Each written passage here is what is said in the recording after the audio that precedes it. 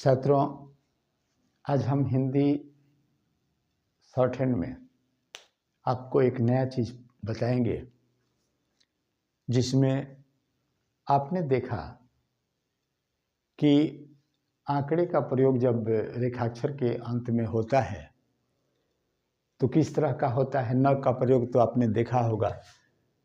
जैसे हमको कण लिखना होता है तो इस तरह हम आसानी से लिख देते हैं। अब इसी से कंसर्निंग, इसी से संबंधित एक ऐसा चीज है जो अगर हमको ये लिखना हो,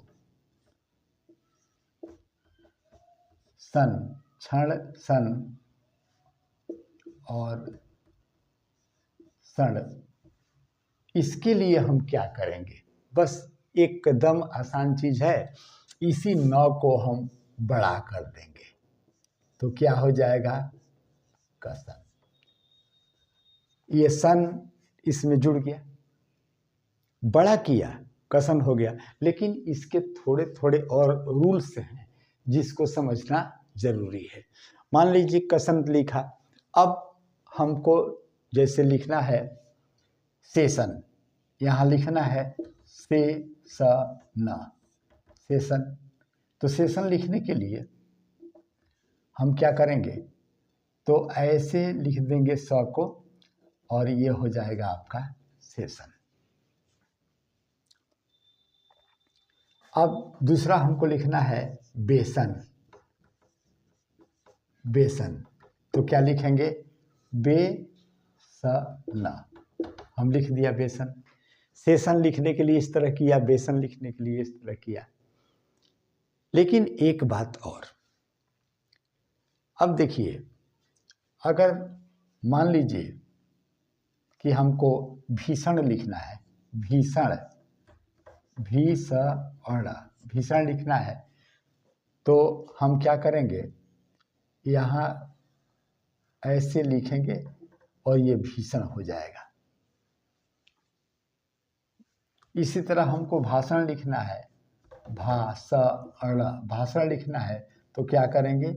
ऐसे बड़ा लिखेंगे और यहाँ दे देंगे, ये भाषण हो जाएगा।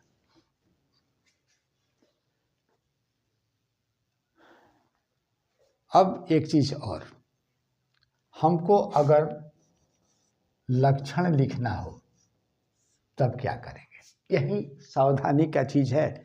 देखिए, हम यहाँ ल को लिखकर यहाँ ऐसे करेंगे।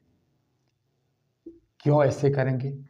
इसलिए कि अगर हम इस तरह करके न की तरफ लाते तो थोड़ा लिखने में सुविधा होता और ये गलत भी हो जाता है। इस तरह हम नहीं कर सकते हैं।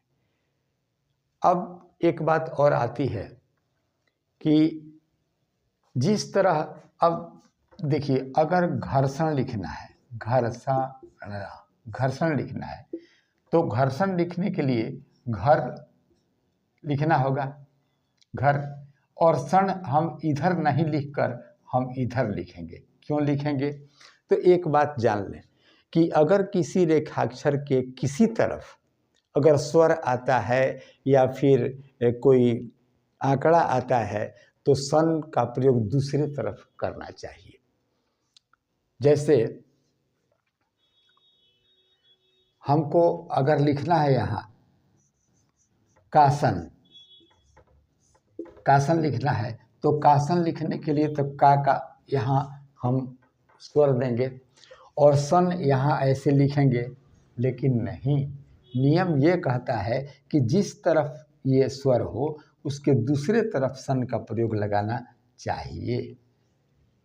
हमने दूसरी तरफ लगाया, लेकिन अगर कहीं बीच में आ जाए, कहीं बीच में सन का प्रयोग आ जाए तो उस स्थिति में ये नियम लागू नहीं होता है। अब देखिए, हमको लिखना है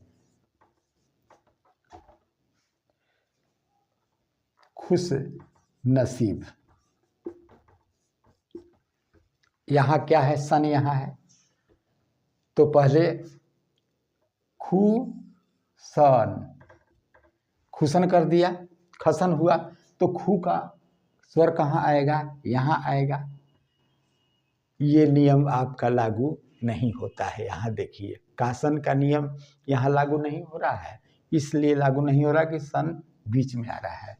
तब खुशन, खुशन और सीब, खुशन सीब यानी हो गया खुश नसीब।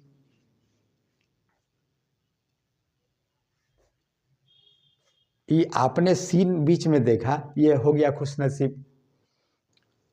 अब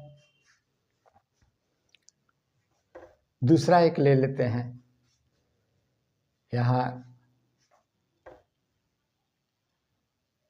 किशन बल, किशन बल।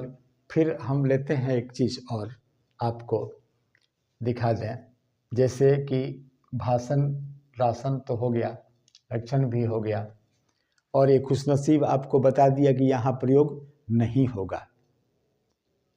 कहीं भी अगर सन बीच में आएगा तो हम यहाँ प्रयोग नहीं करेंगे। तो आपने देखा कि सन का प्रयोग किस तरह होता है और कहाँ कहाँ होता है, और इसी पर आधारित हम कुछ शब्द चिन्ह आपको बताएंगे दूसरे वीडियो में, और फिर अभ्यास भी बताएंगे। मैं समझता हूं कि आपको सन का प्रयोग आसानी से समझ में आ गया होगा। तो मिलते हैं अगले वीडियो में शब्द चिन्ह के साथ और अभ्यास के साथ।